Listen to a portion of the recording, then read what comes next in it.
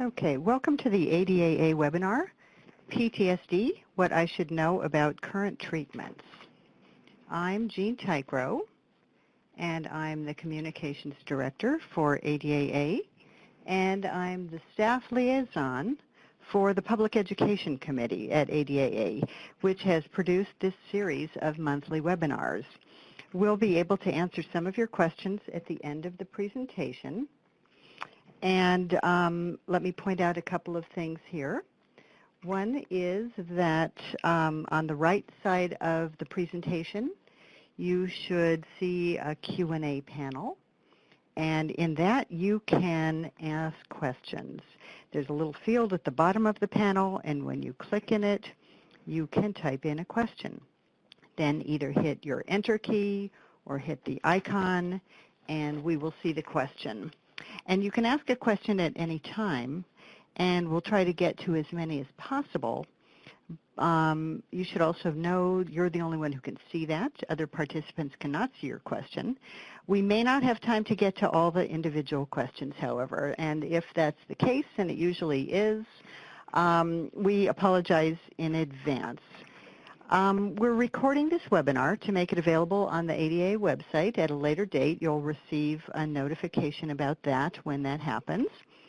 And I also want to remind you that we're broadcasting, so we can't control your individual audio or visual computer settings. That's something that you can do.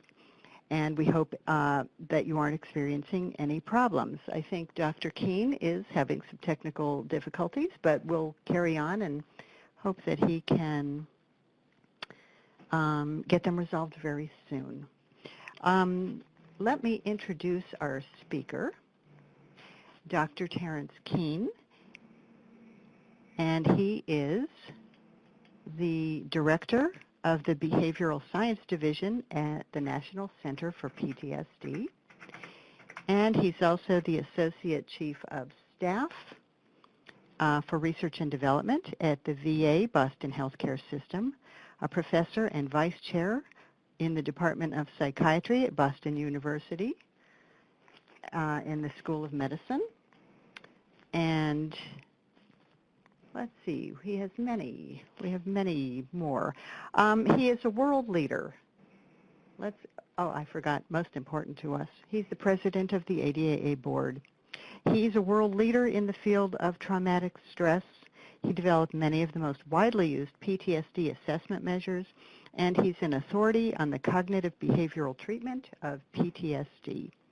He was the co-chair of the National Institute of Mental Health Consensus Conference that established national standards for the diagnosis and assessment of PTSD. And Dr. Keene, are you there? I am here, Jean, and okay. Unfortunately and sadly, my computer is just shut down, sort of removing me from participation in the webinar. Oh, goodness. Yeah. Okay. What we can possibly do is, if you can just give me a few more minutes time here. I really do apologize for this, but okay. This is sure. a government computer, and it has incredible amounts of security contained within it, which actually is responsible for the problem. And I thought I had it corrected at 6:30 and then again at 6:45, and it appears not to be corrected. Okay. We'll try not to have any, we'll try not to be stressed out about this. And again, I apologize to any of the people who've participated, who've signed on. There are quite a number of you. And if worse comes to worse, we'll just take it one step at a time. Terry, do you think we could do this with you looking at your PowerPoint only? I think that we can, and I'm trying right now to open my PowerPoint only, and then we can proceed that way. And that'll just take a couple of minutes, I think, for me to reboot to get to that. Okay. And then perhaps you can advance for us, Jean. Yes, we can do that. We can do that. is there anything else? How about if I read the screen, the first screen, and you just, we're going to improvise now. The first screen that he has is purposes of this lecture. And the first bullet point is, what is the history of trauma and its treatment? Terry, do you want to maybe read the next one? Let me begin from there. Okay. And just say that psychological trauma actually has a very long history in certainly in mental health, but really in literature and art. And the stories that date back literally thousands of years to the earliest literature in Western civilization, Homer's Iliad and Odyssey, actually was about psychological trauma. In the context of the Trojan Wars, Homer was exposed, and Homer exposed his characters to the wars, and these individuals had trouble both in the context of the war zone, but also in efforts on their part to return home. And one can really think about the Odyssey as efforts for people to return home after experiencing the incredible trauma of war and being unable to get home for an extended period of time. And in many ways, this is actually a tale of efforts on the part of the soldiers to recover from the psychological trauma of war. Warriors, I think, have really stood the test of time as people who were leaders and who were honored in virtually all civilizations. And it was because they were, if you will, able to be resilient to the horrors of war and the demands of war that people honored them. It is, in fact, the case that psychological trauma is far broader than the impact of war. And we've come to learn over the course of centuries that trauma comes in many different ways and shapes and forms. And much of the art and many of the pictures that are in the earliest stages of the presentation here really do sort of characterize psychological trauma and the impact that it had on the populations. And literature such as Shakespeare and a variety of different very important classical authors, but also artists who would portray psychological trauma in an effort to try to help communities and societies recover from the difficulties that they had after significant losses. It is in fact the case that in the 19th century, in the earliest stages of psychoanalysis and psychotherapies as they were developing, that psychological trauma played a very prominent role. And Janet and Freud and a wide range of the classical analysts actually did talk a considerable amount about psychological trauma. But as I think most people here today know, that it is in fact the case that psychological trauma was not recognized as a single entity until the 1980 edition of the Diagnostic and Statistic Manual. Okay. So my lecture today is really about efforts on the part of many people over the years to try to figure out ways of helping people recover from psychological trauma. But it was really only when it was recognized that psychological trauma actually held a consistent form across cultures, across languages, across different forms of trauma, that it began to take place, that people were studying and developing treatments, and whether they were psychotherapeutic treatments or psychopharmacological. That was my next question, because your bullet point says, what are today's evidence-based treatments? So I guess we'll be touching on that, as well as the next bullet point that says, what are barriers to accessing care? And yes. what is care that is readily accessible to all?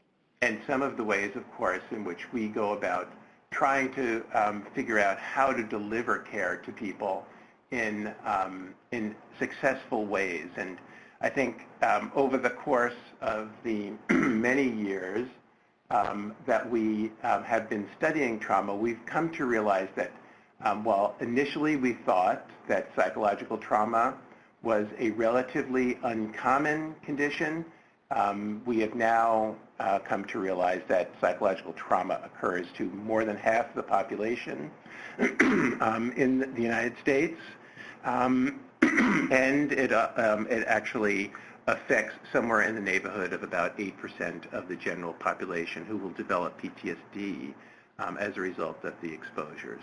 And so now, Jean, I actually have on my computer here my PowerPoint lecture, so we can work in synchrony with one another. Oh, good. And the slide that I have moved to is PTSD is a worldwide problem, and I was just clicking on it to see that you mentioned the 8% in the USA, but then you have the others, Germany, Ethiopia, and Cambodia. So I'll let you take it from here. Sure. The prevalence rates across the world are quite variable. Germany, as you see here at the top of the chart, has about a 1.3% rate. And this has actually been replicated in Switzerland, too, for reasons that we don't really know. But as you see in the United States, the prevalence rates pretty consistently are found to be about 8%. In Ethiopia, where there's been considerable war, as people know, over the years, the prevalence rates of PTSD were 16% of the general population. Cambodia, a war-torn country some 30 years ago, with prevalence rates of 28% measured about 10 years ago. In Algeria, again, another country leveled by civil war and civil strife within the last decade or so, prevalence rates of 37%. So I'm going to go to the next slide here. In America, I think it was clearly the attacks on the World Trade Center in New York and the Pentagon that led to really national and international recognition of the whole concept of post-traumatic stress disorder. Prior to that, people viewed it as a Vietnam veterans condition, or perhaps as people who had survived a sexual assault. But suddenly, after 9/11, it became very clear that this was a worldwide problem, and that people who were exposed to massive kinds of violence could develop PTSD. And in the main, people realized that folks who were relatively healthy going into an experience like this might actually develop psychological problems. Going to the next slide, as I was talking earlier, but the whole notion of psychological trauma actually dates all the way back to the Greeks and to the earliest parts of civilization. The next slide, a Roman sculpture honoring a soldier, again, a real indication that that war was something in the minds of people on a very routine basis. The next slide brings us to the Edwardian Europeans, who actually, here Edvard Munch's very famous painting of the Scream, which really depicts psychological trauma in a way that I think few other artists have been able to capture it. Going to the next slide, a relatively young and new author, Sebastian Junger, who wrote The Perfect Storm, you might recall, which was also made into a movie, wrote a book about his experiences being embedded in a company in Afghanistan. The book entitled War, the documentary from the book entitled Restrepo. And here he sort of gives a really succinct view, a poignant view of psychological trauma. The unit in which he was embedded was in over 400 firefights in the 15 months he was with them. And they came home deeply traumatized by their experiences. The most upsetting thing was the loss of their friends. They felt responsible for their deaths, convinced there was something they could have done to prevent them, and a sense of guilt that they should have been killed instead. This really does capture psychological trauma in so many ways, the complexity and the nuances of the cognitive features. The next slide actually shows you what the core features are, and these are the DSM-5, recently released in May of this year.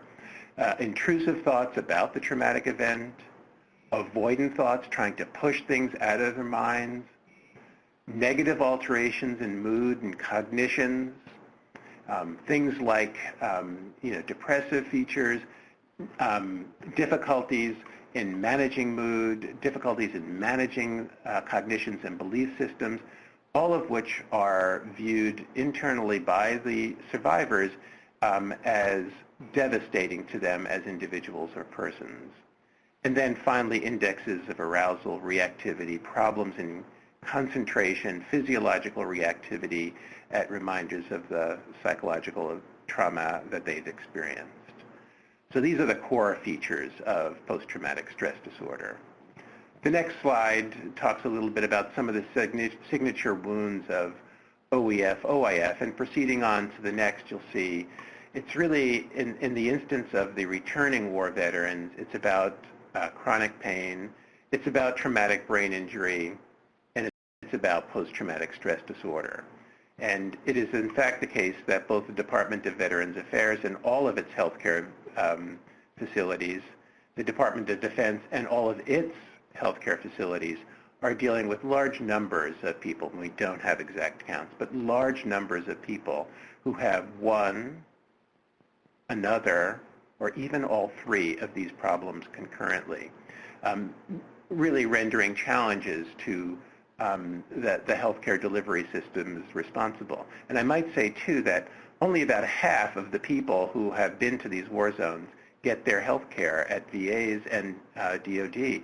The remaining half go into private sector healthcare facilities, and these are really challenging conditions to be treating concurrently, especially if the systems aren't set up to provide that care. Let's go to the next slide. And so the big question here, and the ideas that we have are, can psychotherapy, can psychopharmacological therapies help chronic PTSD? And I just want to give you an example from our research center, the National Center for PTSD. And this is with people who experienced very severe car accidents.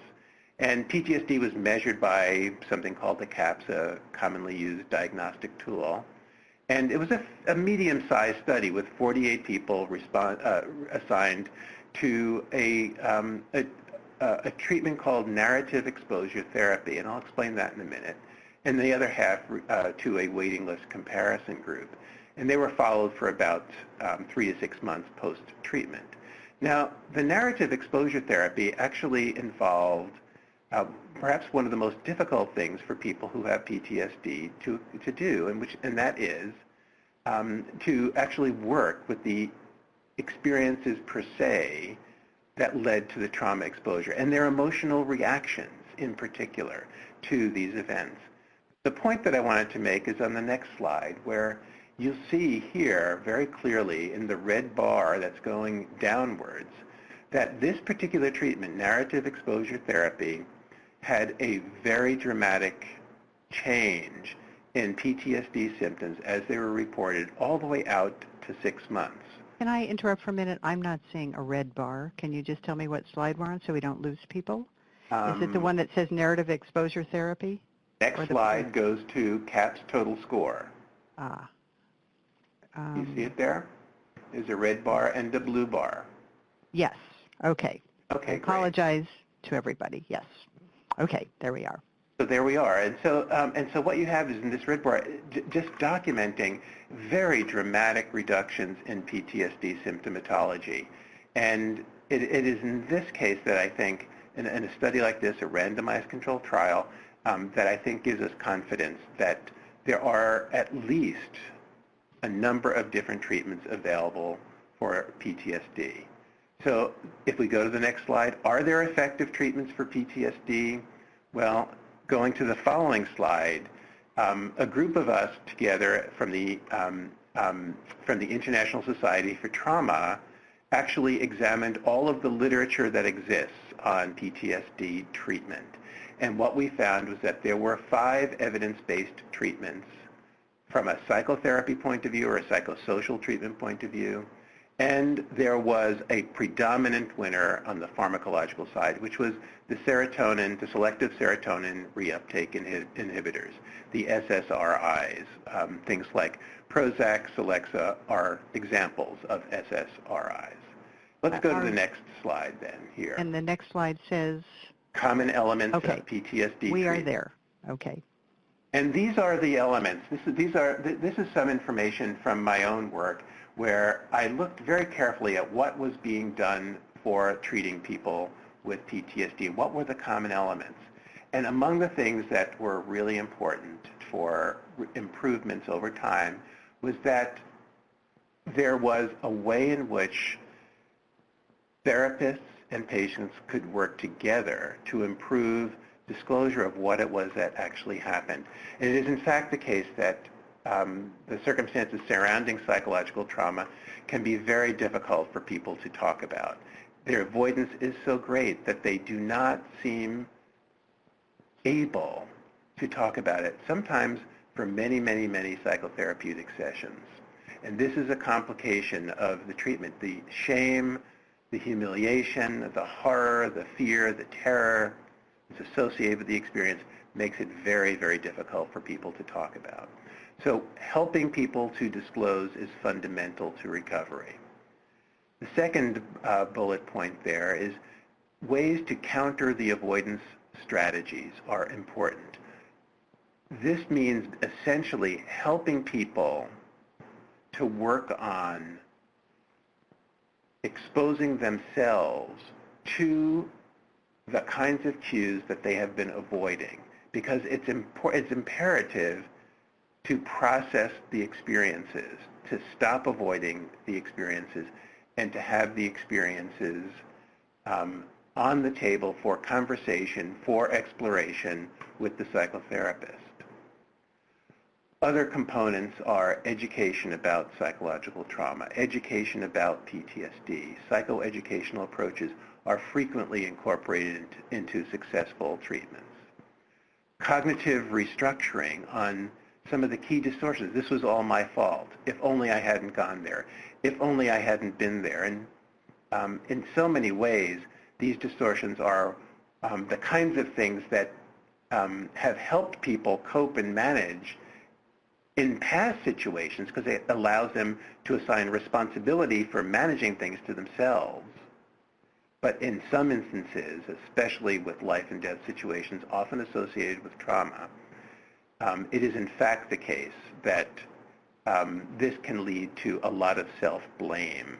And that self-blame is what we think of as a distortion, that this is not actually the responsibility of the person who's been attacked, the person who has survived the experience, but rather it's an unfortunate consequence of the people who were perpetrating these kinds of experiences.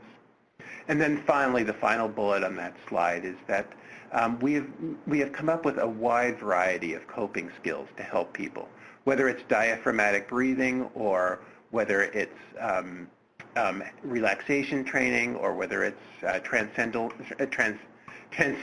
meditation.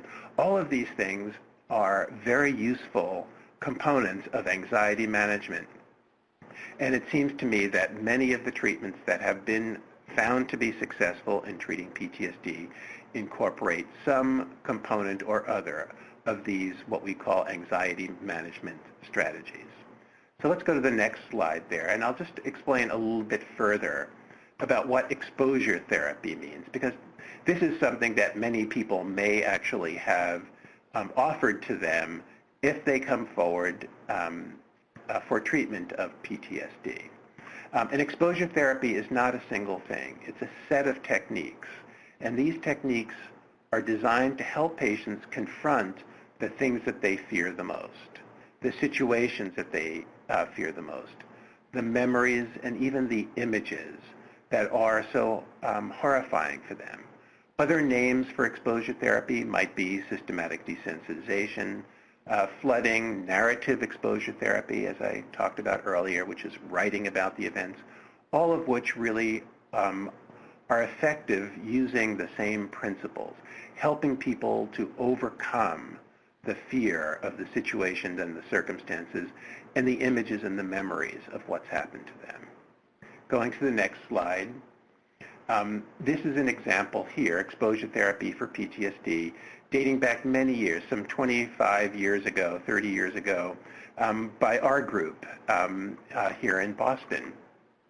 And we actually were very concerned about people who had severe PTSD that was complicated sometimes by the use of alcohol, the use of drugs, and potentially sometimes in the context of there being ongoing violence in the lives of individuals.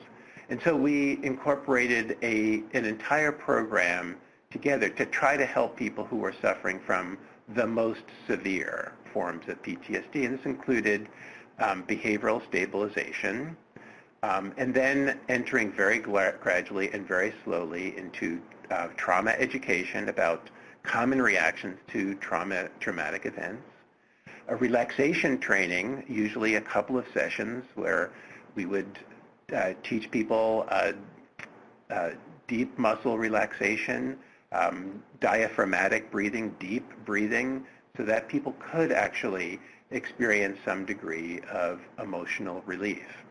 And then we would begin the work using exposure therapy. And this is basically emotional processing, helping people to understand what constitutes the traumatic memory for them, and sometimes doing this in multiple sessions, in multiple times within a single session, and going over and over again some of the most difficult aspects of this. And it was through this that we realized that people then became not just simply subjected to their emotional reactions, but rather they were able to begin to master the experiences that they'd have had. And we referred to this as emotional processing, that this was really key to the ultimate outcomes. And the more we were able to help people through imagining these experiences and talking about these experiences, the more they were able to develop a different take, a different perspective on what it was that had happened to them, and the aspects of what it was that traumatized them about the experiences themselves. We also incorporated in there, into this particular treatment package, an effort to help people not relapse again in subsequent weeks, months, and even years. And one of the things that we noted is that anniversary reactions were very, very common for people, so that on the date that the traumatic event occurred, sometimes people would just have a very serious emotional reaction. And so we taught them a wide variety of skills to help them go into and master the period of time immediately before, immediately after the traumatic events and the dates of the traumatic events themselves. So let's go to the next slide then. There are other options. There are many options, actually, that exist, as that one slide indicated to you earlier. Cognitive therapy, again, a set of techniques. It helps patients change negative and unrealistic cognitions. And this is actually Tim Beck from the University of Pennsylvania championed this. Albert Ellis from New York City, also a major contributor to our understanding of how to go about conducting cognitive therapy. And these particular approaches have been, I think, remarkably successful by trying to identify dysfunctional, unrealistic cognitions. And in the area of PTSD, this is often about how an individual feels responsible for what happened and how they feel like they're a bad person because of what's occurred to them. And the therapy involves coming up with alternative ways of looking at the circumstances and challenging these cognitions, replacing these cognitions that are so destructive and eating at the insides of these individuals with functional and realistic appraisals of what it was that actually happened in the context of the trauma experience. So this is cognitive therapy. Now let's go to the next slide. This is another example of cognitive therapy developed by my friend and colleague Patricia Riesick. That's called cognitive processing therapy.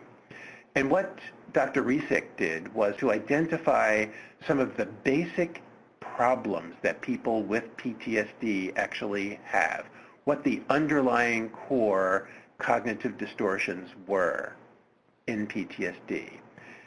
And she identified through a range of research studies in the 1980s that feelings of safety or insecurity in the main were problematic for people with PTSD.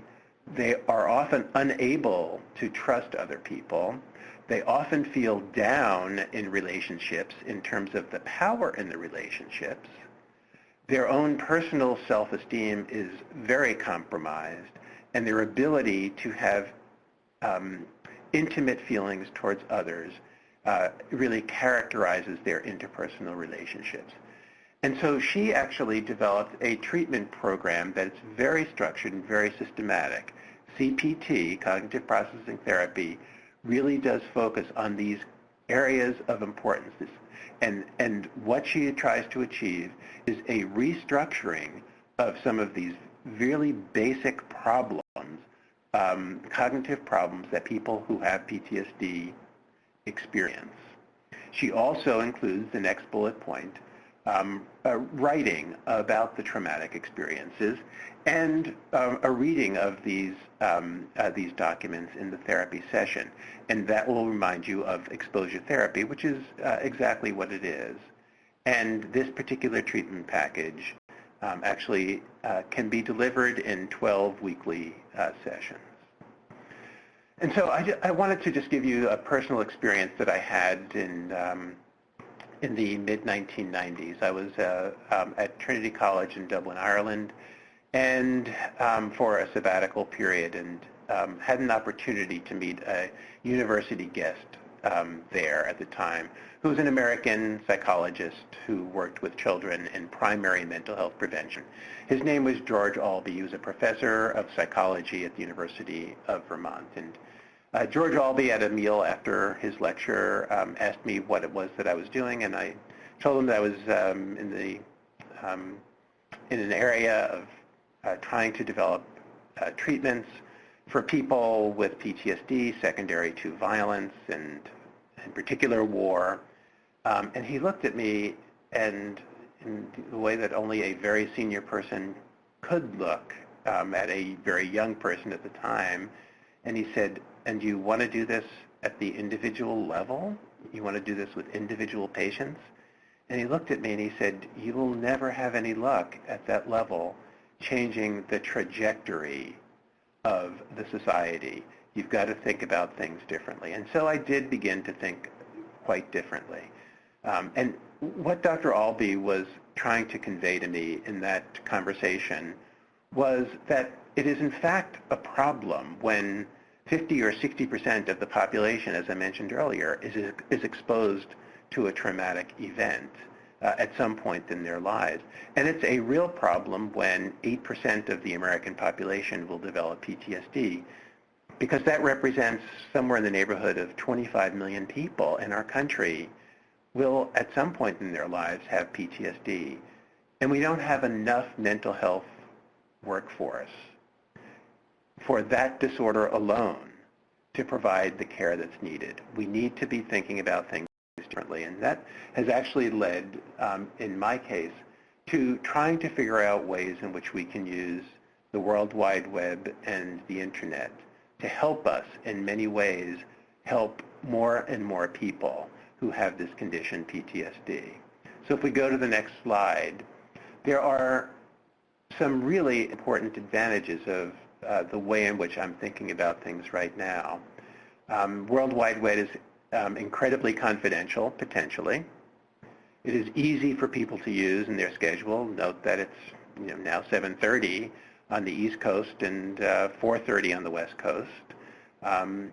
And it's a very low cost for each person who's treated, because the program is standardized and available on the Internet, and people can access it when they will. And it does address the final bullet point on this slide. It addresses the fact that this is a public health emergency. When you have 25 million Americans with this problem at some point during the course of their lives, we've got to figure out ways in which we can help these people. when you have 150 or 160 million Americans who will be exposed to traumatic events, they may not develop PTSD, they're still going to be affected. And so there's more work that needs to be done for helping these people speed their recovery, if you will. So going to the next slide. As Jean mentioned in my introduction, I've been very concerned over the course of my career with people who have been exposed to war. And my work has been both with active duty military and discharged military or veterans, war veterans. And it's also been with civilian populations, refugee populations, who are mostly people who are surviving war, but they were civilians in their war zones from the countries from which they came.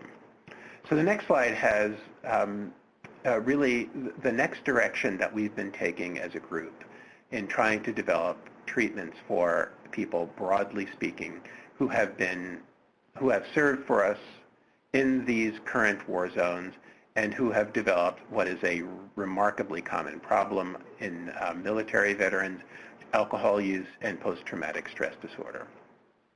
So if we go to the next slide, you'll get a snapshot of what Vet Change looks like here. And it was an 8-session program. It came from the best evidence bases that we could for helping people manage their alcohol problems, helping people manage their PTSD problems. And the populations that we were looking at were men and women who served in Afghanistan and Iraq. And this is regardless of ethnicity, age, numbers of tours of duty, or whatever.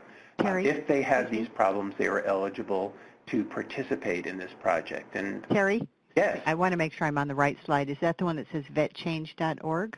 Vetchange.org at the top. This is the opening slide to an 8-session treatment program called Vet Change. Yes. Okay. Okay, and let's go to the next slide then. One of the things that we were able to do in this study, because it's not a hospital, it's not a mental health clinic, it's not a clinic of any kind at all. It's on the internet. And so what did we do to try to alert people that this was available? Well, of course, everybody knows how to use the internet, and apparently there are hundreds of millions of people who are on Facebook. So if you go to the next slide, you will see some of the advertisements that we used on Facebook, just one social media site. And what we did is we worked collaboratively with Facebook and the people in Palo Alto, California, to identify the 10 most commonly used sites by returning veterans. We were then able to place advertisements that look like these sample Facebook ads in that slide that you see in front of you. And what was really amazing to us is that there were at least 317,000 people who looked at these advertisements over the course of the 43 days that we were involved in recruiting participants into this project. The 43 days was the total amount of time that we recruited, because in that time, 600 people volunteered to participate in our study, and they were all eligible. They were all drinking at very high levels, very risky levels. They all had what we would consider to be alcohol abuse, and they all had very significant post-traumatic stress disorder from their war zone experiences. So let's go to the next slide, and you'll see when I talk about public health interventions, you see here presented on this slide of U.S. that participants were from all over America, and they were in large numbers where you'd expect them to be in large numbers, in places like Florida, in Texas, and California, where there are large numbers of people who have served on our behalf in Iraq and Afghanistan. Going to the next slide then. Why this is all important to me is that what you'll see here on the next slide are portrayed for you the drinking and alcohol related outcomes. And on the upper left, you'll see blue bar, those people who got the treatment initially. And you'll see that average drinks per drinking day, a major measure or variable that you look at in trying to help people with alcohol and PTSD problems, went from a very high level to a much more modest level from pre to post. This is as powerful an intervention as one-to-one psychotherapies would be for alcohol. But importantly, it doesn't have the stigma of having to self-identify and come in for treatment, and it can be done at any hour of the day. If you look at these other measures, average drinks per week in the upper right-hand corner, if you look to the left corner, percent of heavy drinking days, these are all different ways of looking at are people abusing alcohol, and in each case, the data suggests that this intervention that we had effectively reduced the way in which people, these young veterans who were coming back from Iraq and Afghanistan, it changed the way in which they were drinking. Let's go to the next slide here, because this is really important for the context of today's discussion. Not only did the alcohol use change, but also, again, you see the blue line here, the PTSD symptom changes. You see the high rates of PTSD symptomatology dropping at the post-treatment point to a very acceptable and reasonable level of PTSD symptom reports. And keep in mind that people who've been in war zones have experienced many different traumatic events during the course of the wars. If you remember the Sebastian Junger quote, these people had been in 400 firefights in the tour of duty that they had had in Afghanistan. So let's go to the next slide. And I'll just summarize here that first and foremost, it's the case that PTSD is a treatable condition. When I started my work in this area, it was in 1978. It didn't have a name. It didn't have a way to measure it. There was no information available about how to go about treating it. Today, it is a very different picture. There are at least 5 different evidence-based approaches to treatment for PTSD, at least 5. There's at least one additional pharmacological treatment that has favorable effects that are helpful for people with PTSD. The second bullet point here is that art and literature have played an important role in the history of mental health treatment, going back as far as the oldest literature, the oldest artwork, the oldest sculptures in all of history. But now we have, to accompany these past historic approaches for treating PTSD and honoring people who have experienced life trauma, today we now have psychological and pharmacological treatments that are widely available. But what's really needed are an increase in creative delivery of these treatments. We need to have individual psychotherapy available. We need to have group psychotherapies available. We need to have community-based treatments available. And we now, I think, need to capture the use of social media, the internet, and the World Wide Web to help people who can recover. And I was recently at a meeting where the findings from the project that I just talked about regarding internet treatment for PTSD and alcohol problems was being discussed as potentially a way in which we could help developing countries in Africa and perhaps even in Southeast Asia where there isn't a mental health workforce available.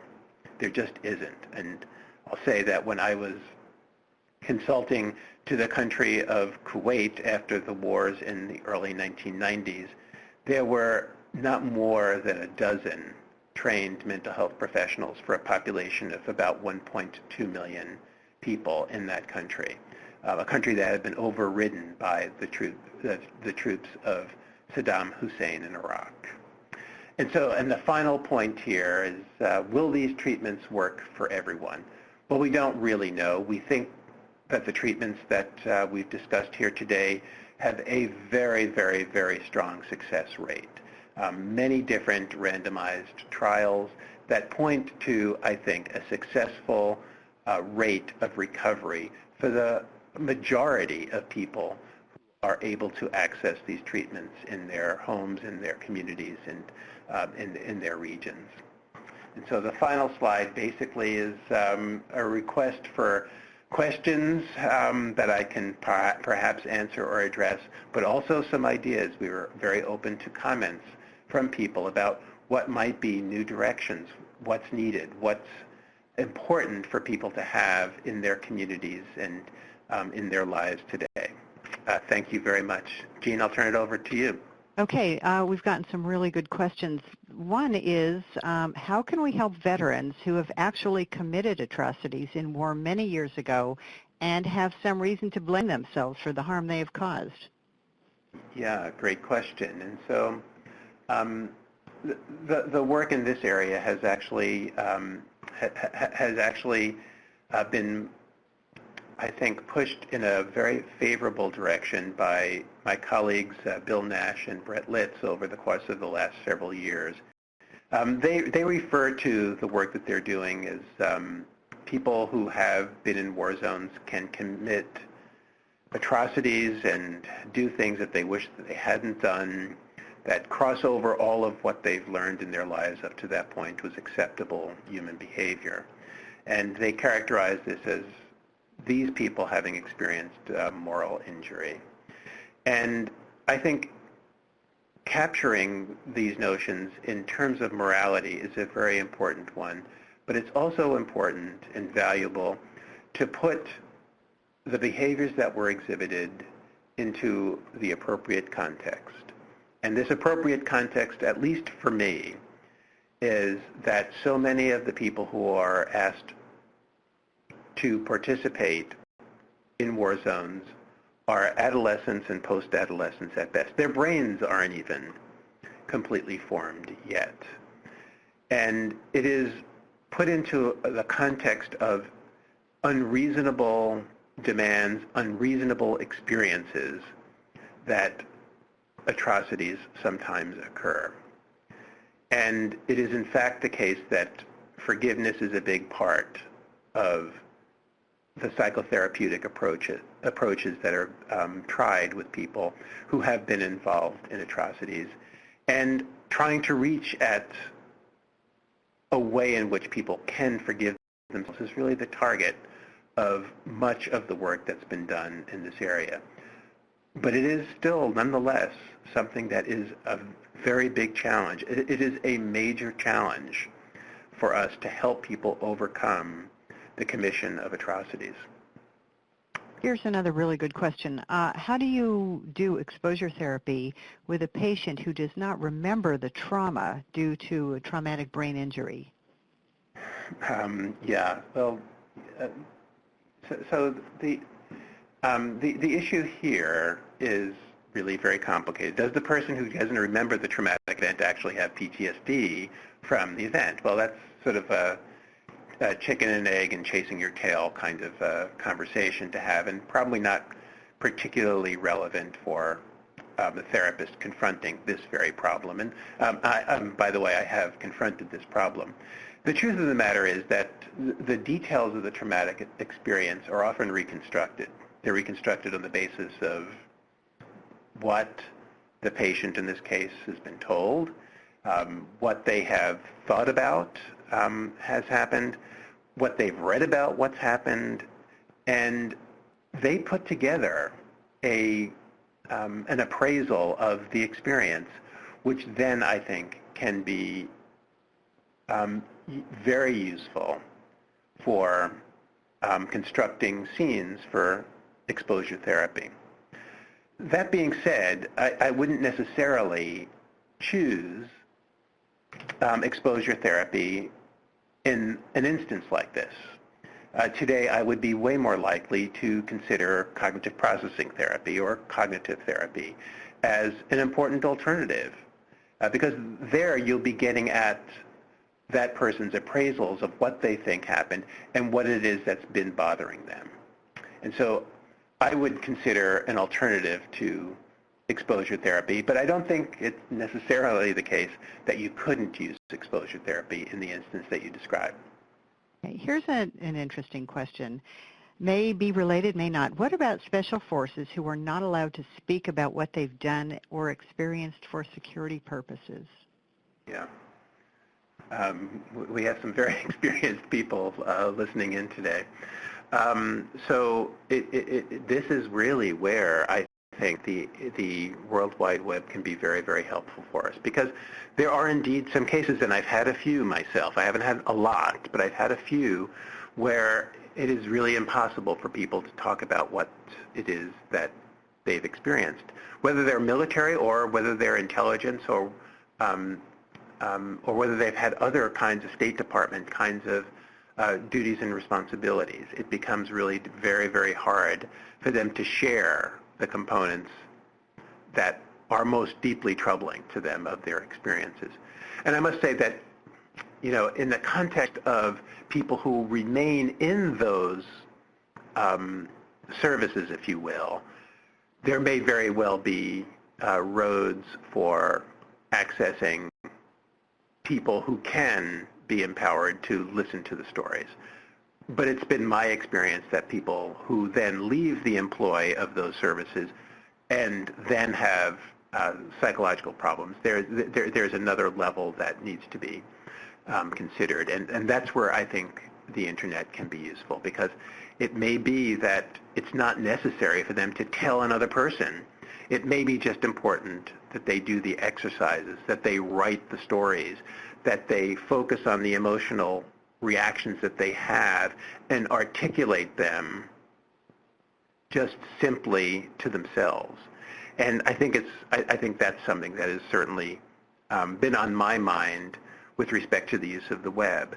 And similarly, I'll just say, too, that there are a lot of people for whom shame is a major thing. If you've been sexually assaulted, for example, by your father or your uncle or your brother, the shame may be so great. The taboo against this is so great in our societies that that's the difficulty in people disclosing.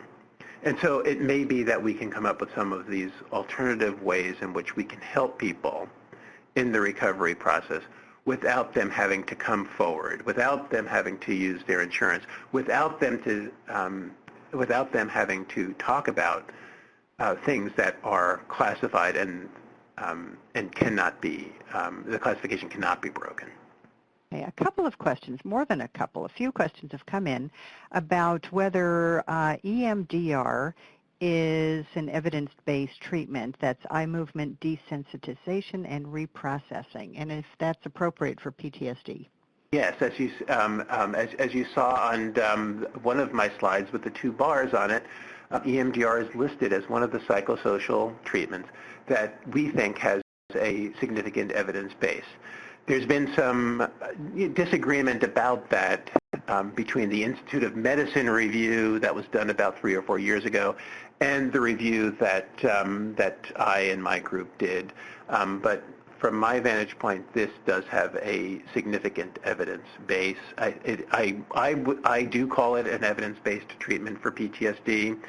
I think more work needs to be done, but I think of it as having both exposure components and cognitive restructuring and cognitive processing components to it.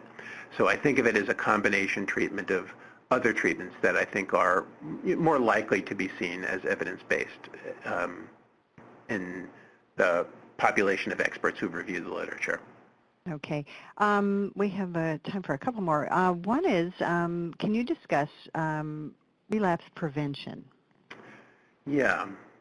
So relapse prevention is something that we developed very early on. I'll say it was in the early 1980s, when we thought we had successfully helped people in the recovery process, and then they would come back and have a return of symptoms significantly.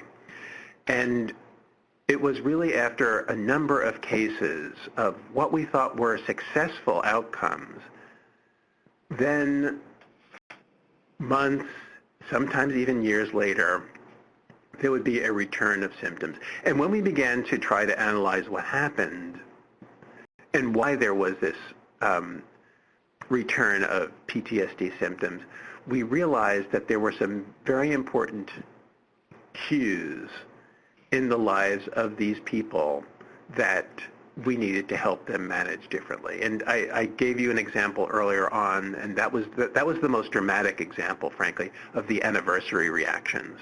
Of, people, it is often emblazoned in people's memory. September 17th, 1968, this happened to me. And so that date becomes really important. The date of the sudden and unexpected death of a loved one, or the death of a child, becomes emblazoned in the memories of people. They know to the minute. And it is the anticipatory anxiety of having to suffer through the trauma all over again that sometimes leads people to drink, to drug, to sort of begin to feel hopeless and helpless all over again. And once you begin that cascade downhill, it becomes really challenging to stop that cascade. And what we were seeing was sometimes people who had gone way too far, way too long, who had felt way too helpless or hopeless. And they began to have really significant symptoms in their lives again. So the idea of relapse prevention was to help people. When you come into contact with someone who looks just like your assailant, these are the things that you might want to do. At the anniversary, this is the thing we want you to do 2 weeks before, 1 week before, the day of. Usually the day after is usually pretty fine for people. But giving them strategies so that they don't begin to use adverse coping strategies that will just compromise their recovery process. So it's that kind of thing that we emphasize. We're well aware that sometimes people who've had a traumatic experience for which they've been treated actually can be the target of another traumatic event too. And that raises, of course, complexities for us as well. Okay. I'm afraid we've run out of time for questions. Thank you, Dr. Keene, for all of this. And I never got a chance to do a little spiel about ADAA. But I urge everybody who wants to take a look at Find a Therapist, a searchable database, and our website is posted here on this next slide. And I'd also like to make a plea for charitable contributions, which help fund this kind of webinar and others in the series. And again, I'm sorry we did not get to all the questions. They were very good questions, and I hope we answered most people's questions. You'll find you'll look for a notice in your inbox about when this will be posted on our website. Thank you, Dr. Keene. Thank you, Jean Tycro. We appreciate all the work you do for ADAA and for all of us. Thank you very much. Signing off. Bye-bye.